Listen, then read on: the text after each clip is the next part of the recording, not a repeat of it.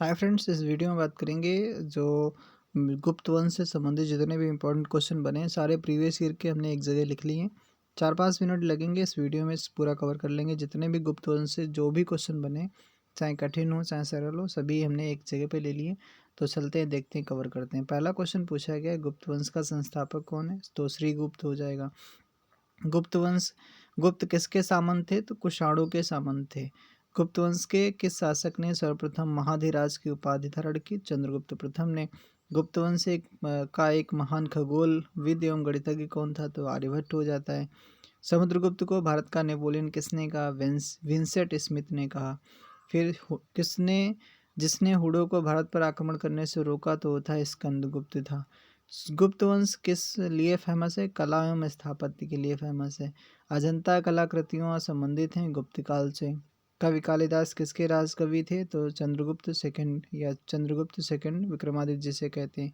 एरड़ अभिलेख जारी करवाया था किसने? भानुगुप्त ने। सेतुबंध का रचनाकार प्रवरसेन सेकंड, ये किस वंश का शासक था? तो वाकाटक वंश का था। स्कंदगुप्त को किस स्तंभ लेख में सक्रोपम कहा गया?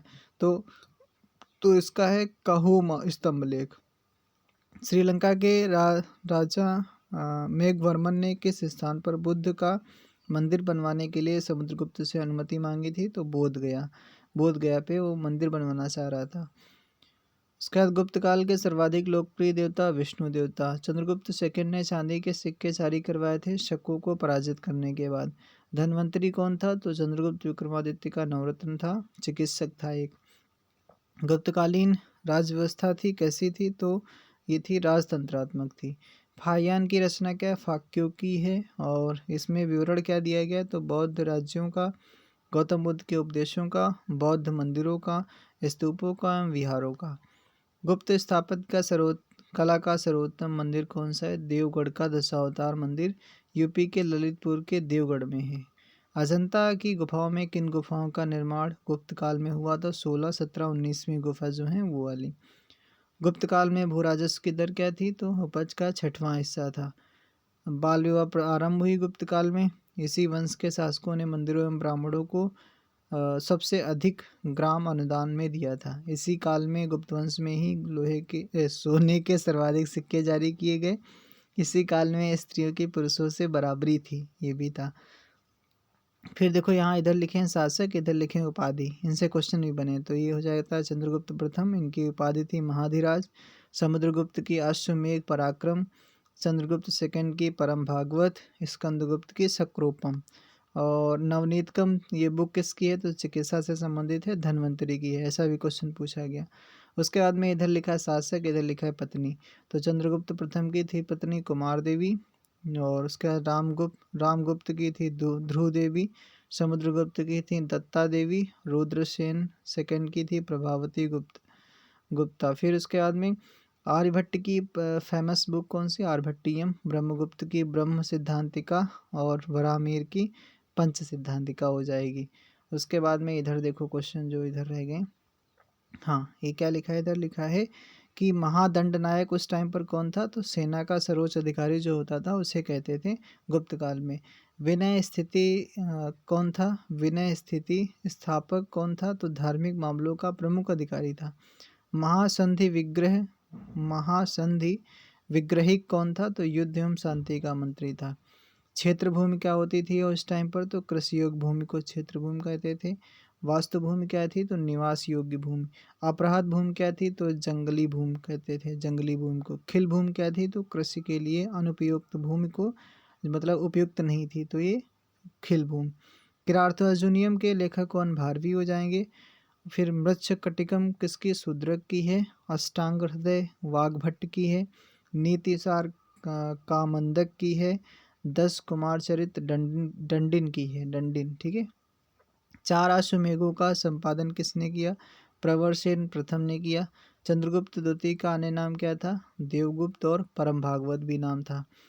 इलाहाबाद का स्तंभ लेख संबंधित है, समुद्रगुप्त से संबंधित है। और उसके बाद समुद्रगुप्त के प्रयाग प्रशस्ति वाले स्तंभ लेख पर किसका लेख मिलता है? तो जहांगीर का लेख मिलता है, जहांगीर का अभिलेख। ऐसा भी क्वेश्चन पूछा गया। समुद्रगुप्त की उपाधि क्या है? तो पृथिव्याम या फिर प्रथम वीर जिसे कहते हैं। उसके बाद पृथ्वी का प्रथम वीर, ऐसा पृथिव्याम प्रथम वीर। देवी चंद्रगुप्त नाटक किसने लिखा? तो विशाख दत्त ने लिखा है। किसने? विशाख दत्त।